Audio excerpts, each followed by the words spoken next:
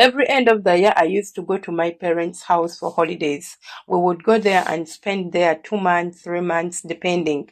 It was fun until one day my uncle came. This uncle of mine was the last born to my grandparents, and he was just a few years away from me. I was 13 and he was 16. Yes, he was a good boy at first. I really liked him so much because he would protect me. If anyone bullied me, if they told me to do something, he would do it. And I just thought to myself, oh wow, what a great uncle I have. But one day things changed when he came to my bedroom at night. I was sleeping and I heard someone touching me. I woke up and I screamed. He held me down and held my lips. He put his fingers and he rounded himself around me and he told me not to scream. I was afraid, but he told me I shouldn't say anything. He didn't do anything. He left the room. I slept. Actually, I did not sleep. I sat on my bed and stayed there thinking all the night what had just happened. I was 13, of course, but I could not comprehend the whole situation. I was not someone who was very, very, very, very into the things of sleeping around because I was young. I had just done my primary 7 and I knew nothing about man and woman lying down together. But I used to hear the big girls talking about it. I was like, is this going to happen to me? But if it's happening to me, why with my uncle? I kept quiet. I did not dare to say. Morning came and we all got out of bed, prepared for breakfast. We had a good day and then we went back to sleep. He didn't come. That was his first time, but he didn't show up the next day. I thought maybe it was just a dream because he acted normal the following day. His usual times, his usual work, everything was normal for him. And I didn't even dare to ask him because my heart was telling me to ask, but I decided not to ask. And that term went. Then in the second term, this time round, my parents had a misunderstanding and I had to go in the village to my grandparents for the holiday. We used to come in the third term of the year, which is end of the year, because we always get 3 holidays per year. But this time round, I came in the second term. He was home. I don't know why, because maybe something. So at first, I didn't care about what happened the last year. I was okay. I was still 13, but I decided not to talk about it. I was happy for the first few days until he came again at night. I was sleeping and I heard someone crawling under my blanket and he held me, pinned me down, and he did it. It was very painful for me. I woke up in the morning. I didn't dare to scream at night. I woke up in the morning, went straight to my grandparents' room and talked to my grandmom. I told her exactly what had happened that night. She gave me a hug and told me everything will be okay. I will talk to him and I'll make sure I will discipline him.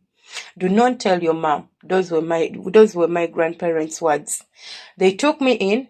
Grandma showered me, gave me some herbs to take, and all was okay. They did not do anything to him. I did not see them punishing him. Neither did I see them talking to him. They did not call me or maybe ask anything else. They just nursed me and that was it. The next day he came back. I was still in pain. I screamed. He went back. Then the following night he came back and he asked me not to scream. He told me no one will rescue you and no one will believe you because I'm their child. And who are you? You're just a grandchild. I let him do whatever he wanted to do with me, and then he left. I was in pain, and I felt sick for the following days. He did not visit. He did not come at night. But I would see him around the compound, and he was going about as if nothing is happening with me. I did not have a phone to call my parents. My only hope was to hang in there and wait until my parents come for me at the end of the holiday. So I had to wait for a full month. And he did it every day. He did it whenever he wanted to do it. He visited me at night. And my grandparents even moved me from the room I was sharing with my nephews and took me to another room to stay there alone. Maybe to give him privacy. Maybe to let him deal with me the way he wants to do it. So I gave in. I could not shout anymore. For the full month, I would let him do whatever he wants and then leave me alone and go. When I went back home, the first thing I told my mom, I told her I do not want to ever go back there. She asked me why. I kept quiet. She called me in her bedroom. She locked the door and asked me, I want you to tell me, is anything bothering you? Are you all right? I broke down and started crying. I told my mom about all the ordeals and things I went through. I told her how many times I've been used.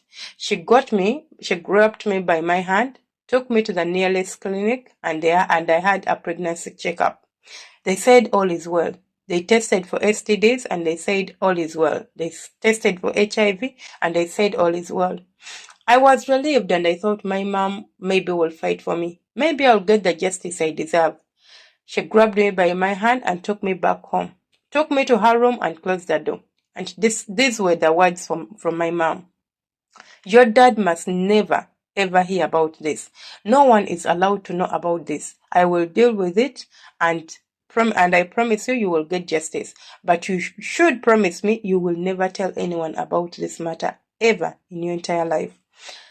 I kept quiet. I didn't know what to do. I didn't know what to say. I just kept quiet. I did not promise anything. She kept pestering and asking me to say something, but I was just crying and just looking at her like this. I couldn't say a word. My mom the following day packed her bags and went to her mom's went to her mom's house. I don't know what went down the road when she reached there. I don't know what they discussed, but she came back and she told me, okay, I'll never take you back there. Yes, she did not take me back. I'm glad. I never went back for the holidays. Even in the long-term holidays, I wanted to go because my friends were there and they told me the boy is no longer there. But she said, no, you are not going there anymore. My dad would ask, why is she not going this year? And my mom would just say, there are a lot of kids there, so I do not want to bother my mom giving her another baggage. We can still stay with her here. So she kept me by her side. I thought it was out of love, but as I grew, I knew maybe it was out of fear. She feared maybe if I went out and stayed with the other girls, maybe I will talk, maybe it will leak, because they wanted to bury it. They wanted to keep it as a secret. When I grew up and I became a woman, I'm struggling with sex traumas. I have past traumas that I'm dealing with that I did not bring onto myself. No one knows whatever goes through my mind at night. I'm married, but I've never enjoyed it. Not once. Not even just a little bit of it. I don't enjoy it. I have to fake it, and I've faked it for the whole of my life. And maybe I think I'll have to fake it for the rest of my life. I don't know about my mom, but I have mixed feelings about her. I don't know if I should forgive her. I don't even want to talk to her about it. One part of me asks me to tell her how you feel. I always feel that little noise in my head. I feel those noises telling me, go talk to her, go talk to her.